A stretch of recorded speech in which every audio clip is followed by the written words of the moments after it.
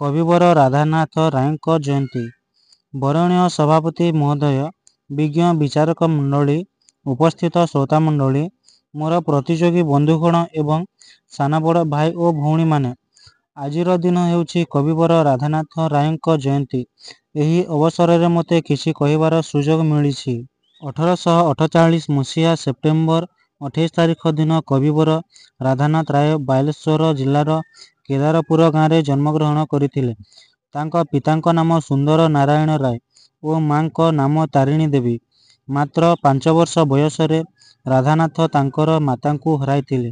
କିନ୍ତୁ 6 ବର୍ଷ ବୟସରେ ରାଧାନାଥ ଗ୍ରାମ୍ୟ ଚାଟଶାଳୀରେ ପାଠ ଆରମ୍ଭ କରିଥିଲେ। 3 ବର୍ଷ ଚାଟଶାଳୀରେ ପଢ଼ିବା ପରେ ତାଙ୍କ ପିତା ତାଙ୍କୁ ପାଖକୁ ନେଇଗଲେ। ତାଙ୍କ ବାପା ବାଲେଶ୍ୱରରେ ସରକାରୀ କାର୍ଯ୍ୟରେ ଲିପ୍ତ ଥିଲେ। ରାଧାନାଥଙ୍କ ସ୍ୱାସ୍ଥ୍ୟର ଯତ୍ନ ନେବା ପରେ ସେ ତାଙ୍କୁ 10 ବର୍ଷ ବୟସରେ ଜିଲ୍ଲା ସ୍କୁଲରେ ଭର୍ତ୍ତି କରାଇଥିଲେ। ରାଧାନାଥ ଥିଲେ ଚିରରୁଗ୍ଣ। ବିଦ୍ୟାଳୟ ପାଠ ସମାପ୍ତି ହେବା ପରେ ସେ ପ୍ରେସିଡେନ୍ସି କଲେଜରେ ନାମ ଲେଖାଇଥିଲେ, କିନ୍ତୁ ଅର୍ଥାଭାବରୁ ତାଙ୍କର ପାଠ ବନ୍ଦ ହୋଇଥିଲା। ରାଧାନାଥ ରାୟ ଶିକ୍ଷକତା କରୁଥିଲେ। ଓଡ଼ିଆ ଭାଷାକୁ ପ୍ରାଧାନ୍ୟ ଦେବା ପାଇଁ ସେ ଆନ୍ଦୋଳନ କରିଥିଲେ।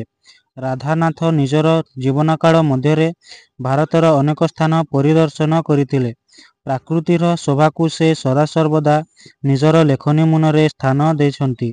ଶେଷରେ ଏହାକୁ ଆଧାର କରି ସେ ଅନେକ କାବ୍ୟ କବିତା ରଚନା କରିଥିଲେ। ସେଗୁଡ଼ିକ ମଧ୍ୟରୁ ମେଘଦୂତ, କେଦାରଗୌରୀ, ଚିଲିକା ଇତ୍ୟାଦି ପ୍ରଧାନ ଅଟେ।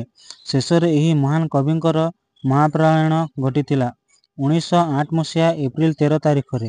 କବିବର ରାଧାନାଥଙ୍କ ଭାଷାରେ କେହି ରହିନାହିଁ ରହିବେ ନାହିଁଟି ଭବରଙ୍ଗ ଭୂମି ତଳେ, ସର୍ବେ ନିଜ ନିଜ ଅଭିନୟ ସାରି ବାହୁଡ଼ିବେ କାଳ ବଳେ।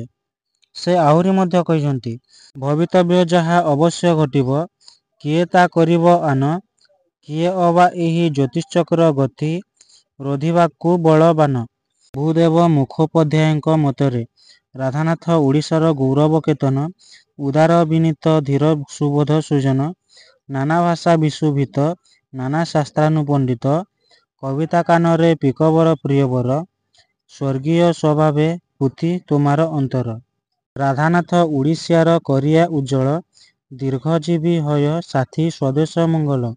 ହେ ସୁଜନ ପୃଥିବୀତେ, ଥାକ ସୁଖେ ସ୍ୱଚ୍ଛତନ ଦେତେ, ସଂସାର ବିଘ୍ନ ବିଧା ଅତିକ୍ରମ କରି, ବଡ଼ ହଏ ପ୍ରିୟବର ଆଶୀର୍ବାଦ କରି।